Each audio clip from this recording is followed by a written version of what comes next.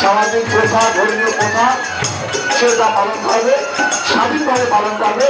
এই যে বিএনপি বিশ্বাস করে, এই যে বিএনপি তার রাজনীতিতে বিশ্বাস করে, তার রাজনৈতিক ম্যানিফেস্টো বিশ্বাস করে, তার রাজনৈতিক নীতিগতভাবে বিশ্বাস করে।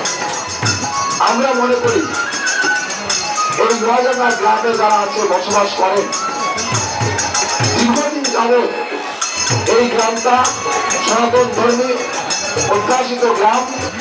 এই গ্রামে আপনারা আপনাদের ধর্মীয় উৎসব পালন করবেন, আপনারা আপনাদের ধর্মীয় কৃষ্টি কালচার প্রচারণা করবেন। আপনাদের পাশে থেকে আমাদের দল এবং আমি এবং আমাদের দল সকল প্রকার সহযোগিতা আপনাদের পাশে থেকে করবে।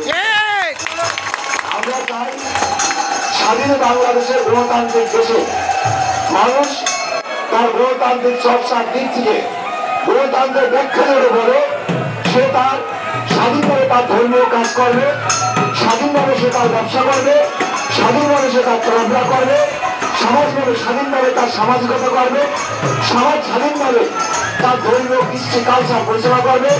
সেখানে কেউ প্রতিবন্ধকতা, কেউ বাধা, কেউ বিঘ্ন সৃষ্টি করতে পারবে না। এই যে বিএনপি নীতিগতভাবে বিশ্বাস করে, আমাদের দল বিশ্বাস করে, আমি বিশ্বাস করি, এবং সেইটা হবে বাস্তবে এবং সেইটা হচ্ছে কিনা এটা আপনাদের দেখার বিষয়। তখন তার বক্তৃতায় বলেছে, আমার জামাতার বক্তৃতায় বলেছে 5 তারিখের আগে পরে আমরা কোনো কথা ভুলে যাই।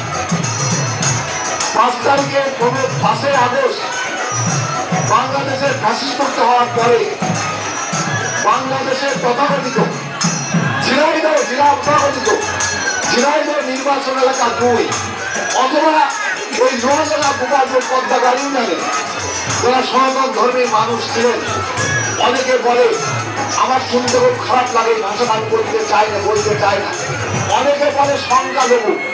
আমি আপনাদের বলবো, আপনার সংখ্যালঘু কথাটা কখনো